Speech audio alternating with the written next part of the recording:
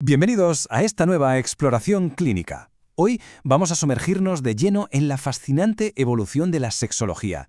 Fijaos, vamos a descubrir cómo la ciencia actual entiende las disfunciones sexuales. Y os adelanto algo, ya no hablamos de una simple maquinaria biológica que se ha roto, para nada. Hablamos de alteraciones en un equilibrio biopsicosocial tremendamente complejo y delicado. ¡Vamos a ello! La hoja de ruta que tenemos para hoy es esta. Empezaremos con el ciclo de respuesta sexual, pasaremos a los criterios de diagnóstico general, analizaremos las diferencias entre el deseo femenino y masculino, veremos el enorme cambio de paradigma con la aversión, nos meteremos en el intenso debate de la hipersexualidad y cerraremos con la evaluación clínica integral.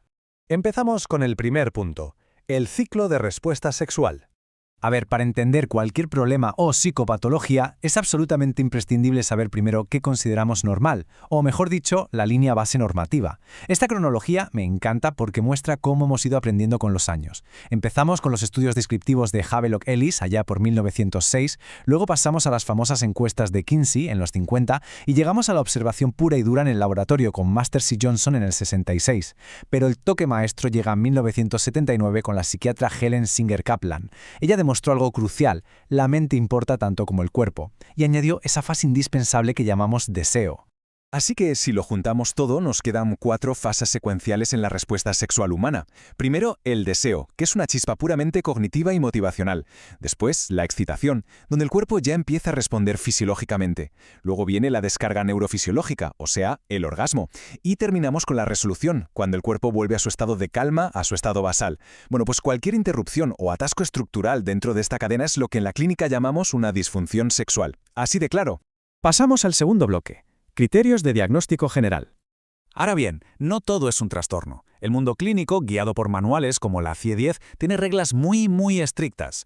Pensad en estos criterios como un filtro gigante. Te piden que el problema tenga una duración mínima de 6 meses y que ocurra con mucha frecuencia persistente. ¿Por qué esto es tan importante? Pues para evitar que confundamos un simple bache temporal de estrés o el efecto secundario de una pastilla que te has tomado un par de semanas con una disfunción real y arraigada. Hay que ser súper rigurosos.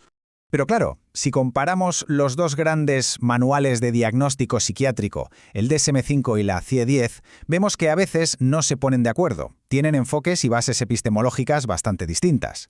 Mientras que la CIE-10 utiliza etiquetas más generales que sirven igual para todos, el DSM-5 hace algo súper interesante. Empieza a separar y unir categorías de forma muy específica basándose en la evidencia más reciente.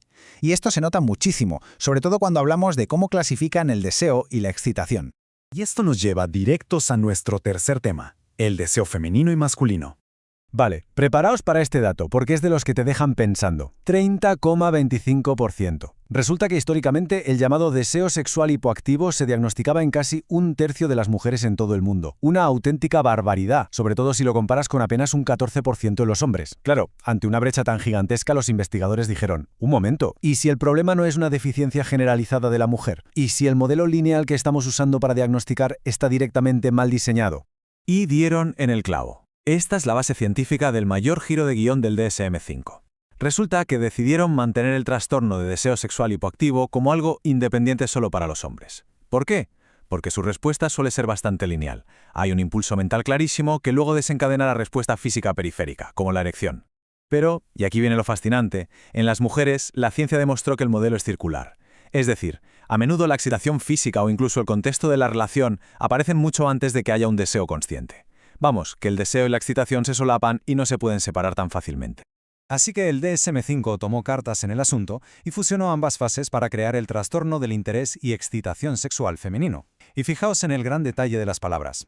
Cambiaron el término deseo, que suena a necesidad puramente biológica, por interés, que es mucho más psicológico y relacional. Este simple cambio semántico borró de un plumazo el estigma de deficiencia biológica que cargaban muchísimas mujeres sanas simplemente por no tener fantasías eróticas espontáneas de la nada, sin un estímulo o contexto que las provoque. Llegamos al cuarto apartado, aversión, un cambio de paradigma. Y hablando de cambios masivos, agarraos, porque esta condición fue literalmente expulsada de la lista de disfunciones sexuales. Hablo de la aversión al sexo. El DSM-5 la sacó de la sexología y la metió de lleno en el saco de los trastornos de ansiedad. La razón. Resulta que su síntoma principal, que es ese miedo intenso, casi de pánico, y el hecho de evitar activamente cualquier contacto genital, es clínicamente idéntico al de una fobia de toda la vida. Esto tiene todo el sentido del mundo si miramos el famoso modelo bifactorial de Mower sobre cómo aprendemos a tener miedo. Fijaos en el proceso. Primero, el condicionamiento clásico. La mente asocia una interacción física con un evento doloroso o traumático y crea pánico. Luego entra en juego el condicionamiento operante. Como la persona evita el sexo a toda costa, su ansiedad baja de golpe. Ese alivio instantáneo refuerza negativamente la conducta y hace que la fobia se vuelva crónica. Entender este mecanismo ha sido un auténtico salvavidas, porque nos ha abierto la puerta a aplicar terapias cognitivo-conductuales que funcionan de maravilla. Vamos a la quinta sección, el debate de la hipersexualidad. Bueno, si acabamos de hablar de la fobia y de evitar el sexo a toda costa, ahora nos vamos justo al extremo opuesto. Y ojo porque es un tema súper polémico. A pesar del inmenso revuelo mediático y de que las consultas están llenas de personas pidiendo ayuda por conductas desbordadas, el trastorno hipersexual, o lo que mucha gente llama adicción al sexo, se quedó fuera. El comité evaluador del DSM-5 lo rechazó y no consiguió asegurar un diagnóstico oficial en el texto principal. Pero ojo, porque muchísimos expertos se tiran de los pelos con esta decisión. Ellos argumentan con muchísima firmeza que estas conductas descontroladas no son simplemente tener la libido alta, que va. Hablamos de mecanismos de afrontamiento impulsivos y compulsivos, de personas que usan el sexo para anestesiar la ansiedad o el malestar emocional. Es una pérdida de control absoluta que destroza familias y carreras enteras, y neurobiológicamente hablando, comparte profundos circuitos con las adicciones conductuales, como la ludopatía, mostrando claros signos de tolerancia y síndrome de abstinencia. El debate sigue al rojo vivo. Y con esto llegamos al último bloque, el sexto, evaluación clínica integral. Después de tanta teoría, fases fisiológicas y debates diagnósticos, la gran pregunta es inevitable: ¿qué hace un profesional de verdad cuando tiene a un paciente sufriendo en consulta? Pues hay directrices clínicas obligatorias, reglas inquebrantables. La primera y más importante: nunca, jamás asumas que una disfunción es puramente psicológica sin haber descartado antes causas médicas. Podría ser, por ejemplo, el fuerte efecto secundario de unos antidepresivos. Y segundo, no podemos mirar a la persona de forma aislada, hay que evaluar siempre a fondo su contexto y cómo está su marco relacional.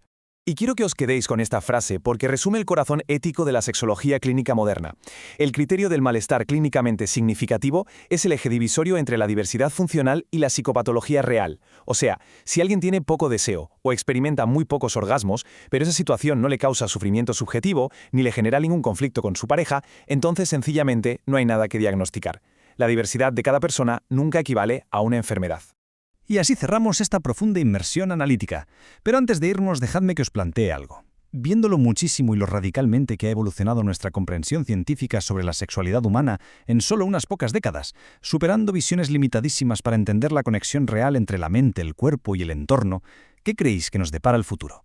¿Qué nuevos e inesperados descubrimientos terminarán dándole la vuelta y reescribiendo la próxima edición de los manuales clínicos?